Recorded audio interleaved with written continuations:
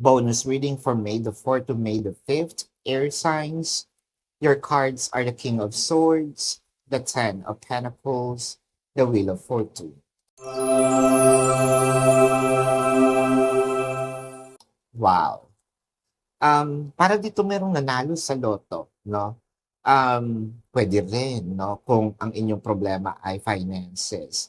Parang feeling ko magkakaroon naman dito ng malakihang pera, no? Itong mga araw na ito. Pasok na natin yon dahil Pentacles and Wheel of Fortune is here.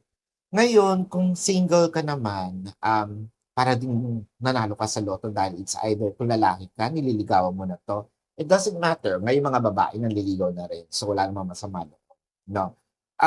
Nakikita natin dito na yes, pwede, 'no? And I can also see na itong relationship na ito, malaki yung puwedeng gawin. Relationship agad, bakit hindi?